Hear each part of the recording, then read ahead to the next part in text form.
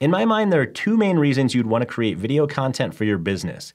The first is to serve an existing customer base or audience. So that would be people who are already your customers or clients, for example, and maybe then you're going to have content that's focused on instructional things, training, walkthroughs, demos, and so on. The second one, and the focus of today's episode, is going to be the inbound marketing model, where we want to put great video content out there so that we can attract more clients and customers. The big gotcha here, of course, is the if I build it, they will come mentality that almost never actually happens. So we've got to find ways to get more people to see our video so that they can absorb that great content and then become our clients and customers. Here are 20 of the most effective ways you can do that with your videos. One of the things I've been preaching since I started doing this series on business vlogging and how it's superior to just business blogging is that when you do things on standard social media or on your blog, those are very channel specific. In other words, that's what we refer to as, let's say, a blog article, which you may share via email or share on Facebook. But for the most part, you're creating that blog article and you're putting it on your website. Your website is the channel where that lives. And if you want to post something on Facebook, you're putting it on Facebook. You're not necessarily putting that on your blog. You're not necessarily putting that out on YouTube. It's still kind of channel specific. Now with vlogging, we have the ability to create that content one time and then share it across dozens of channels. That's a huge difference in terms of return on investment. So the value here is really just night and day. So let's dive into 20 of my favorite ways to increase views to your videos through this omni-channel approach. Number 1, ensure that you're picking topics with keywords that have maximum search volume and minimal competition. Now you can use a really cool tool called vidIQ, which I'll mention twice in today's episode, and I'm going to have a link for you down below so that you can sign up for a free trial. But the idea here is if you want to find new leads with your videos, you want to make sure that you're creating content around topics that people are searching for, and then you want to make sure that there's adequate potential for you to kind of dominate or at least represent within that space. So these are two different dials that we're going to be concerned with, where number 1, we want to make sure that we have a maximum amount of people who are searching for topics related to our content. But number 2, we don't want to have too much competition for those particular topics or keywords. If we can find something that is low on the competition side, but high on the volume side, that's your magic scenario. All right, number 2, post your video to YouTube. I bet this sounds obvious, but keep in mind, not everybody creates video content so that they can put it on YouTube. It's certainly possible to just create that video content and then post it only to your blog or to just throw it up on Facebook or something. So, most importantly, put it on YouTube. YouTube is actually the second largest search engine in the world, ironically, right behind its parent company, Google. That's a huge opportunity for discoverability for your videos, so it's key that you put it up on YouTube. Number 3, post your video natively on LinkedIn. Now keep in mind there is a limit, and I think it's 10 minutes. The last time I tried, it was a 10-minute limit to do native video on LinkedIn. But as long as your videos are shorter than that, you're always going to get better representation from the LinkedIn algorithm, so you're going to get better reach as a general rule. No social network wants to send their users off to another social network to watch your videos. And even when they're not going to send people off to another network to watch your video, they'd prefer to have that content live directly on their social network because it offers more value to them that way. Number 4, when you do post to LinkedIn, use the Tell Employees feature. So this is a relatively new function on the LinkedIn site where when you post content on a company page, it's going to give you an option, a call to action to say, share this with all of my employees. So it's a bit of a shortcut instead of having to email or Slack everybody on your team saying, hey, I just posted this to LinkedIn. Can you please go engage with it to help our numbers, to help our social proof? You can just hit that button, it'll tell them, and then everybody knows to come jump in and engage with the video. Number 5, post natively to Facebook. The same reason that we wanted to post natively to LinkedIn applies to Facebook. Make sure that you're putting up the content on Facebook so that they're keeping people on their network, and you're almost always going to get better reach for that video. Number 6, post to IGTV. That's Instagram TV, and it's actually a really cool platform that allows you to post longer form videos than what you can on typical Instagram. And then number 7, share that IGTV episode to your Instagram story and as a post. Now this is really cool, and one of the problems that I always had with posting our stuff natively on Instagram was you had to decide if you wanted to do it as a story or as a post, and there are pros and cons to each.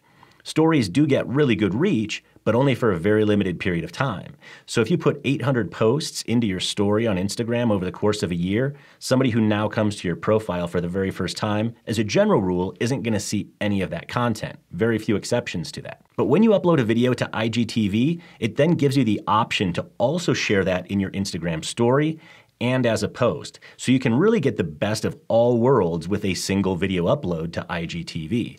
And what's cool is when people are looking at your story, it's going to automatically play a clip from that video, so a shortened piece of the video, and then give them a call to action to click to watch the entire episode on IGTV. Super slick. Number 8, have all of your employees and friends engage with your video ASAP. The way most of these social network algorithms work is that they want to see the social proof early and often. That means it's better to actually get as many people as possible to jump on the engagement bandwagon for your video as quickly as possible versus doing it the next day. This is also an important reason why you want to think about the time of day that you're actually posting your videos on social media, because if you're doing it at midnight, it's probably very unlikely that your audience is going to be there to engage right away. And by the time the next morning rolls around, you've already taken a hit for the algorithm. Also know that all engagement's not created equal. Having somebody come and like a post on Facebook is great, but what's even better is getting them to share that content or getting them to comment on that. And if they do comment, nothing that's really short like nice work, but instead something that's actually maybe a few sentences. The longer that content, the more it's going to help you as a general rule. Number 9, post the video and the transcript to your blog. So I've talked about this one before, but I think it's one of the most valuable things related to vlogging and the integration with your blog. You can take the content that's very quick and easy to create as video, and then you can have it automatically transcribed. We use a company called rev.com, and I'll put a link in the show notes so that you can go directly there and sign up to try it. But what's really neat about this is that within a matter of seconds, you can have a full transcript of everything you say in your video. And then you can post that transcript on the blog article on your website along with that embedded video. So now when somebody goes to the blog article, they're going to see a video which they can watch, but down below would be a full transcript. Sometimes people will prefer to read that versus watching a video out loud. However, the big value here comes in search engine optimization. The ability for search engines to see that content and still index it as a regular blog article, giving you maximum SEO. Now, the rev.com service isn't free, and we actually swap back and forth between two main offerings. One is the automated transcribing.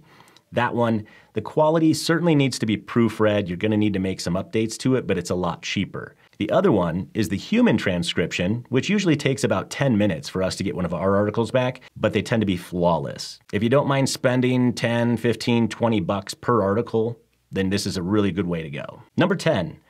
Ask for things like follows and subscribes and likes and notifications in your videos to help you build your lists. You probably see this in YouTube videos all the time where people say, please subscribe, hit the notifications bell. If you like this content, please hit the like button. All of these things definitely help your channels, they help your followers, and that's what it's all about. If you can generate a big list of subscribers to your channels, that's really going to help you in terms of overall views and so many other components related to success with video marketing. Number 11, add the YouTube subscribe button to your website. We'll have a link to this in the show notes, but there's a really cool red subscribe button that is updated in real time. It can be dynamic, so it actually displays the number of subscribers you have, and they just provide you with a little code snippet that you can easily put on your website. It's really good to put this into your blog template so that if you're posting your video content on your blog, you're going to be able to have that dynamically appear on every single blog article without doing it manually every time. Number 12, have an RSS feed of your blog for your video posts. An RSS feed. RSS is really simple syndication. And this is just something that's always gone along with blogs, where search engines can kind of refer to this, as well as other third-party tools.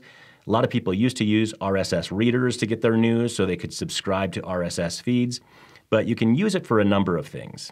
You can have it automatically feed into other directories or forums or websites. You can use it to integrate with things like If This Then That or Zapier so that you can have automations related to when your posts go live, when your RSS feed is updated. Number 13, have an automated blog digest email. So this often will run off that RSS feed that we were just talking about, but it's basically a way so that people can subscribe to your blog, and then anytime there are new posts, they'll get an email. And then as a general rule, people are going to be able to subscribe based on the cadence that they prefer. So they could say, I want to know the minute a new article is posted on this blog, or I want daily, or I want weekly, or I want monthly. That way it's like a cadence that's going to work for them. They don't feel like they're being inundated with too many emails, but it gets them that news, your new videos, your new content without them having to come back to your website or to your blog to see that new stuff. It's also basically just one more channel where we want to make sure we're hitting everybody in their preferred channel. Somebody might say, I don't need that email because I always see your stuff on Twitter. Other people might say, I shun social media, so I'd like to have that email in my inbox. These digest emails are actually amazing for driving views to your videos. Number 14, add conspicuous CTAs to your email signature and templates. So this would be email campaign templates, for example, but also just your general email signature.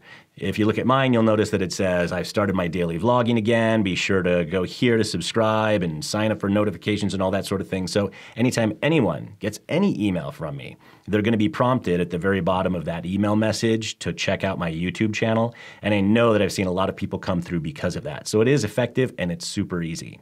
Number 15, share your best videos and blog articles on Reddit and industry forums. So again, we want to get out of that if we build it, they will come mentality, and instead make sure that we're putting our content in front of people where they're already playing, where they're already working.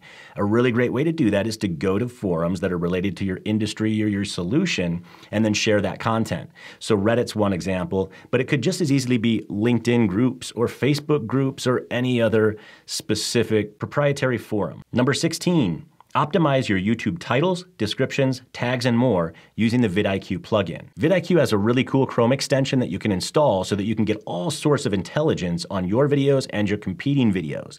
It's a really great way to see which keywords or tags people are using on their videos and how much search volume and how much competition there is for each one. So again, we can see the value of every single tag that's used on your YouTube videos using this extension for Chrome. If all you're doing is pushing videos up to YouTube, giving them a title, maybe putting a little description or not even doing that, a couple of tags, you're really missing the boat when it comes to discovery. You want to think of this just like search engine optimization, and it doesn't need to be complex. It's just a matter of ensuring that you're filling out all of the requisite content for your YouTube videos and that you're paying attention to the content you're using. If we know that our topic is business vlogging with an iPhone, then we're going to want to make sure that we have that keyword in our title, in our description, and of course in our tags. And make sure you maximize the amount of space that you're allowed for each one of those meta fields within your YouTube videos. So if there are 5,000 characters allowed for your description, don't enter 50. And if you're allowed 500 tags, use 500 tags, don't use 20. You're just leaving money and viewers on the table. Number 17, share the audio from your video as a podcast across the major platforms. I don't do this so much today, but I'm going to probably get back into it. It's something we definitely focused on with our CU Daily podcast. So we would take videos. It was a vlog that we were doing, but we would just strip out the audio, and then we had that going up to iTunes and Google Podcasts and Stitcher and all of the major platforms so that those people who prefer just that podcast listening experience can subscribe that way, can listen that way, but it also gets you that additional discoverability where if people go to iTunes Podcasts or to Google Podcasts, they can do keyword-based searches and find your content even if they aren't already familiar with you. So it's another way to help with the discovery component. Number 18, promote your YouTube channel with paid ads and boosted posts. Now, because Google owns YouTube, they actually make it really easy to promote your channel through ads, through Google Ads. But we've also played around with kind of switching platforms and saying we're going to take a YouTube video, but we're going to put it on Facebook as a post, and then we're going to boost that Facebook post. You can do this in any different levels of complexity, where obviously we have the ability with Google Ads to really link to anything we want. We can even do video ad units. So you could do a video clip from your video and then have the call to action for that ad be to watch the entire thing, and it sends them specifically to your video. You can also very easily promote the entire channel if you like. And then of course we can do the same things over on Facebook. We still have video ad capability. We have carousel ad capability so that you could feature more than one topic. Let's say I wanted to do a 5-part series on business vlogging. I could have every episode represented as a separate tile within that carousel. Number 19. Experiment with other video platforms like TikTok if your audience is there. Now, anybody who follows me on a personal level on social media knows I'm actually not a fan of TikTok. I also don't really like Facebook, and I use it a lot. We use it a lot as an agency because it provides some value. So you need to decide on your own if you feel like there's enough value in platforms like TikTok that you might want to ride that wave while it's here. If you feel like your audience is there, and if you feel like you've got some compelling content that can break through the noise, give it a go. Lastly, always be improving your content quality. At the end of the day, nothing you do related to optimization is going to help you if you're putting crappy video content out there.